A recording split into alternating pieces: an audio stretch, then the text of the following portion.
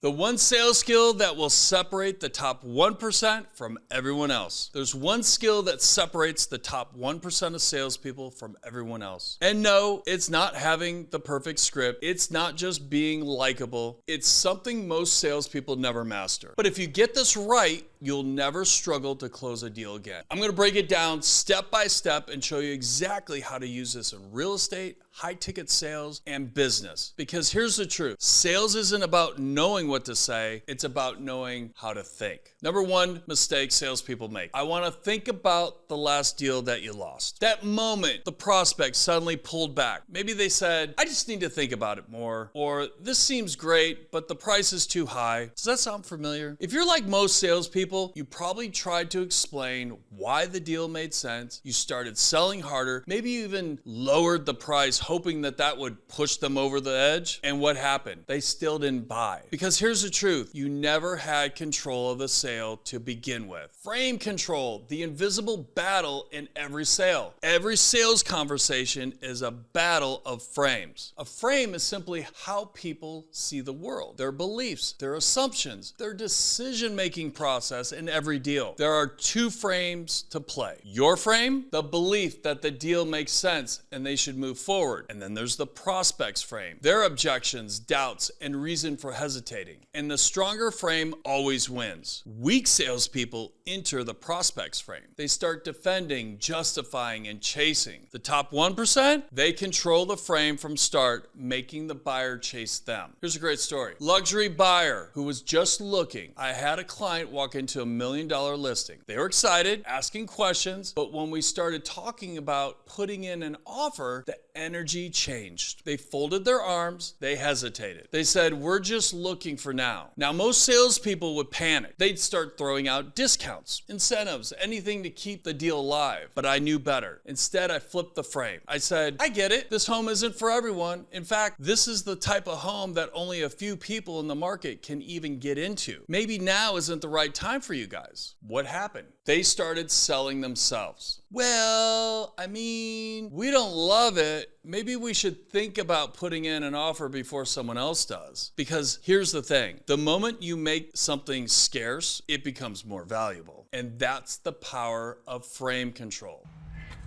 Hey guys, Dave Panozzo. I just want to interrupt this video real quick and share with you something that has made me a lot of money. I am going to give away my free handbook to those who want to take their business to the next level. Now, take in mind, organization, having your priorities straight. These are key components of being a rock star, and I want you guys to be a rock star. So there's a number below. Click on that, say free planner, and I'm going to send you a free copy.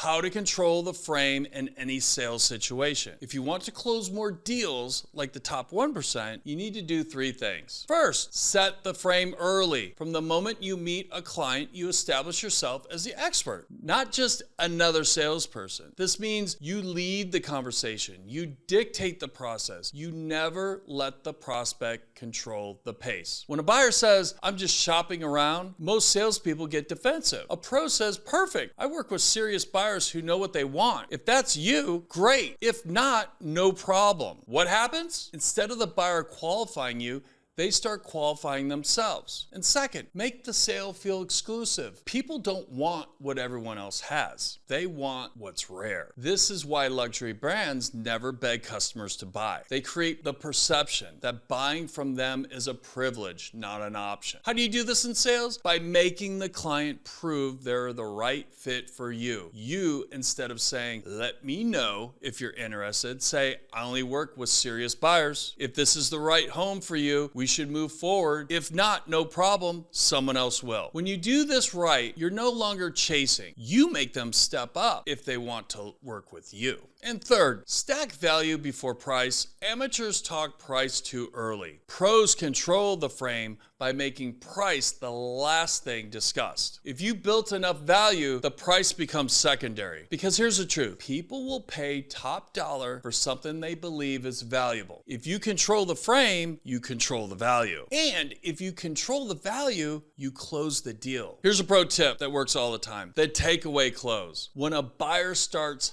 hesitating instead of pushing harder, I pull back. I'll say something like, listen, I'm not here to convince you. If this isn't the right deal, no worries, but I can tell you this. The people who wait usually call me back later wishing they moved forward faster. I just don't know if this home will be available by then. Now, the buyer has a choice, and psychologically, people want what they're about to lose. This creates urgency without pressure. That's the power of controlling the frame. Here's the final takeaway. The difference between average salespeople and the top 1% isn't in what they say, it's how they control the sale. If you master frame control, you will close more deals without chasing clients, get buyers to sell themselves, make price a non-issue. So here's your challenge. The next time you're in a sales conversation, pay attention to who controls the frame. If you feel like you're convincing, justifying, or chasing, you're losing. Instead, step back, flip the frame, and make the client chase you. Drop a comment below. Tell me what's the hardest sale objection you've had to deal with. And if you got value from this, hit the like button, subscribe, and turn on notifications so you don't miss the next video on closing high-ticket deals. Because salespeople who master this skill, they never worry about where their next deal is coming from.